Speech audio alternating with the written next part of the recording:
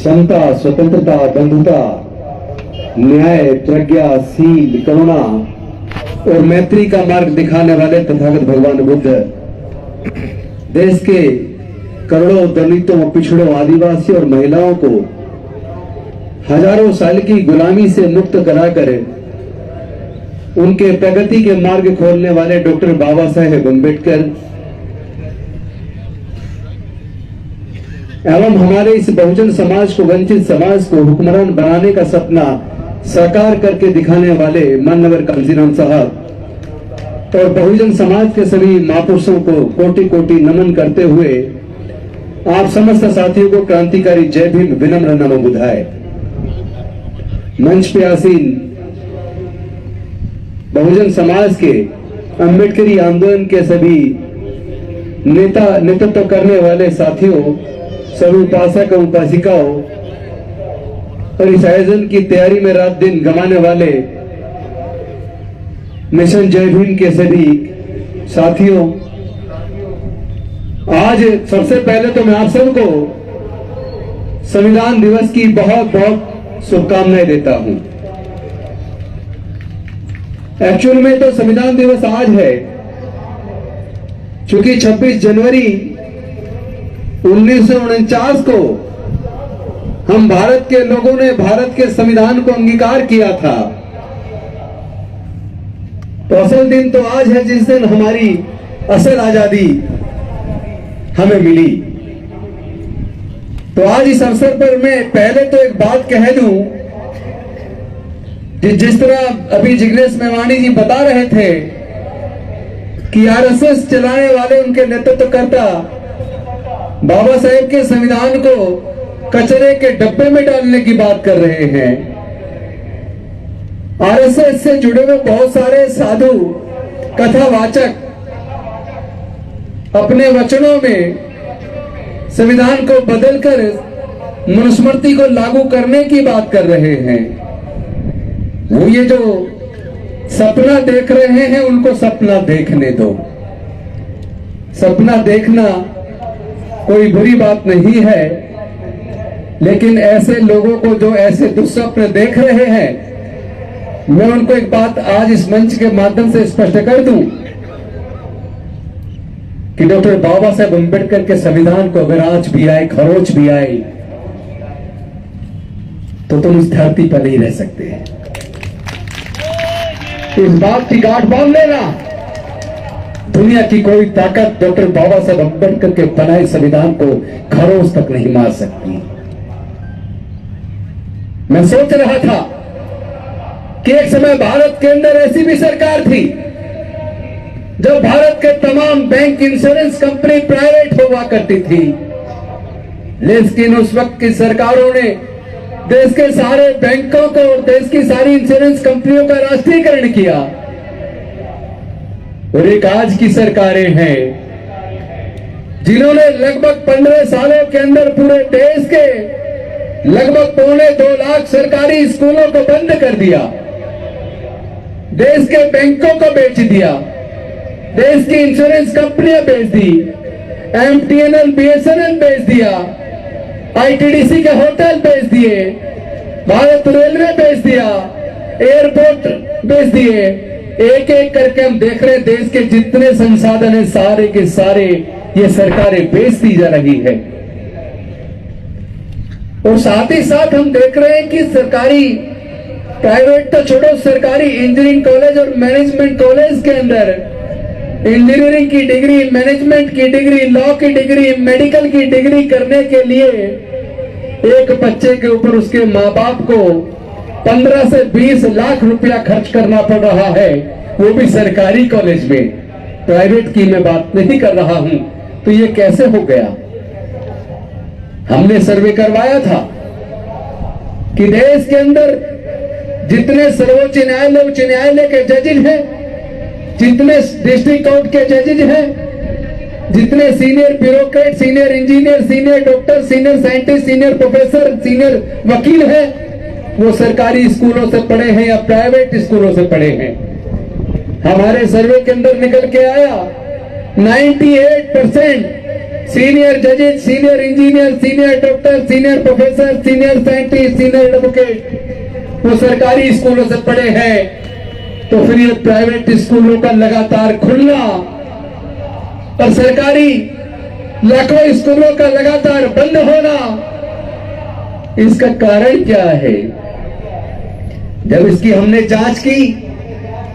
तो हमको समझ आया इसके पीछे वो मनोवादी व्यवस्था है, वो मनोवादी सरकारें हैं जो इस बात को हजम नहीं कर पा रही कि जो वंचित समाज के लोग, दलित, पिछड़े, आदिवासी वर्ग के लोग जो हजारों साल उनके गुलाम रहे, जो उनके घर के सामने से चप्पल पहनकर नहीं निकल सकते थे,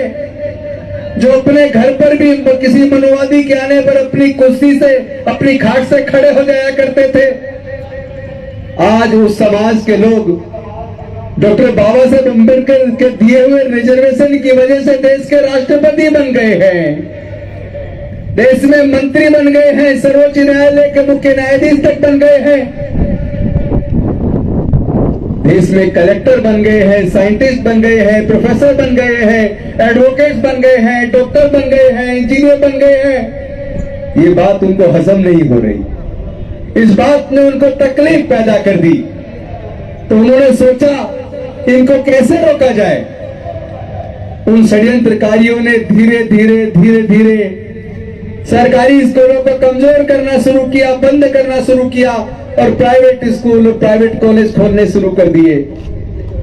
और सरकारी कॉलेजों की भी फीस इतनी बढ़ा दी ताकि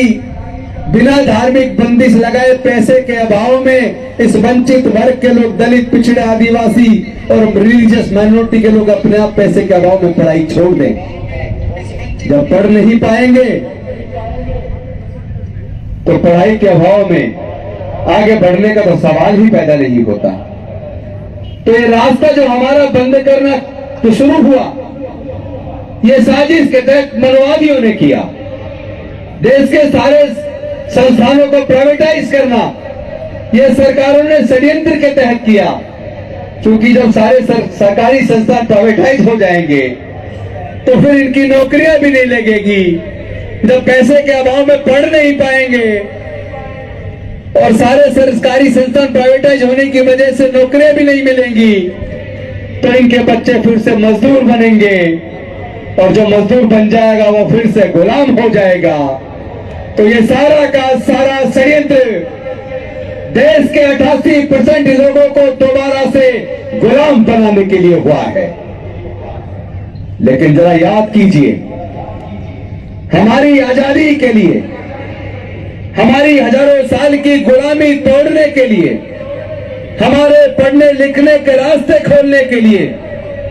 हमारे आगे बढ़ने का रास्ता खोलने के लिए डॉक्टर बाबा साहेब अम्बेडकर जी ने अपने 4 में से 3 छोटे छोटे बच्चों को गंवा दिया। जवानी में अपनी पत्नी माता रमाबाई को गंवा दिया और इतनी कुर्बानी करने के बाद उन्होंने हमारे आगे बढ़ने के रास्ते खोले थे। मैं अगर वकील बन पाया, एमएलए बन पाया, मंत्री बन पाया, जिग्नेश मेवानी अगर पत्रकार बन पाए, वकील बन पाए, एमएलए बन पाए, सोच के देखो अगर डॉक्टर बाबा साहब अम्बेडकर हमारे लिए पॉलिटिकल रिजर्वेशन न दिलाते, शिक्षण संस्थानों में हमारे लिए रिजर्वेशन न दिलवाते, सरकारी नौकरियों में हमारे लिए रिजर्वेशन न दिलवाते, राजनीति के क्षेत्र में एमपी एमएलए बनने के लिए हमारे रिजर्वेशन देकर रास्ता ना खोलते, ना हम वकील बन पाते, ना हम मंत्री बन पाते, ना हम एमएलए बन पाते, ना हमारे लोग डॉक्टर बन पाते, ना इंजीनियर बन पाते, ना साइंटिस्ट बन पाते, ना वकील बन पाते, ना जज बन पाते, ना कलेक्टर बन पाते, ना प्रोफेसर बन पाते। हम लोग जो भी कुछ बने हैं अकेले एक व्यक्ति की कुर्बानी की वजह से बने हैं। मैं आप सबसे पूछना चाहता हूं, आपके शरीर में डॉक्टर बाबा साहेब अम्बेडकर का खून है कि नहीं है? अगर आपके अंदर डॉक्टर बाबा साहेब अम्बेडकर का खून है तो डॉक्टर बाबा साहेब अम्बेडकर के बनाए संविधान पर हम किसी कीमत पर आंच नहीं आने देंगे। अगर अपने प्राणों की आहुति देनी पड़ी तो अपने प्राणों को कुर्बान करके भी हम अपने संविधान को बचाएंगे। जो लोग ये सपना देख रहे हैं चलो कहते हैं कि संविधान को बदलो यारो, हिंदू राष्ट्र बनाना है। बाबा साहब ने एनिहिलेशन ऑफ कास्ट के अंदर हिंदू राष्ट्र का मतलब बताया है, हिंदू धर्म का मतलब, ब्राह्मण धर्म का मतलब बताया है। ब्राह्मण धर्म के अंदर मनुवादी व्यवस्था में मनुस्मृति के तहत देश के 88% लोगों को न पढ़ने का अधिकार है, न संपत्ति का अधिकार है, न स्वाभिमान का अधिकार है, न मानवता का दर्जा है। तो क्या दोबारा से ये हमें जहां से निकलकर बाबा साहब ने जहां से अपना पूरा जीवन कुर्बान करके हमें बाहर निकाला था, क्या ये मनुवादी सरकारें फिर से हमें दोबारा गुलाम बनाने की साजिश कर रही है? और आज हमारे जिस तरह लोग कह रहे हैं अपने दुश्मन को पहचानो, कौन से दुश्मन को पहचान रहे हो? दुश्मन तो हमारे अपने बीच में बैठा है। उन मनुवादियों से तो हम बड़े आसानी से लड़के जीत सकते हैं, क्योंकि उनकी जनसंख्या केवल 12% लोग हैं। वो 12% लोग कभी भी भारत में हुक्मरान नहीं बन सकते। अगर वो 12% लोग भारत में हुक्मरान है, भारत के सर्वोच्च न्यायालय के अंदर अगर 90% से ज्यादा जज उसी 12% लोगों के बीच से बने हैं, अगर देश का सारा व्यापार, सारे प्राकृतिक संसाधन के मालिक 90% के लोग केवल वो 12% हैं, अगर देश के सारे संस्थानों के मालिक वो 12% हैं, अगर हर जगह वो लोग कब्जा करते जा रहे हैं, उसके लिए वो मनुवादी लोग जिम्मेदार नहीं है। उसके लिए इस वंचित समाज के अंदर जो मनुवाद पैदा हो गया है, वो मनुवाद जिम्मेदार है।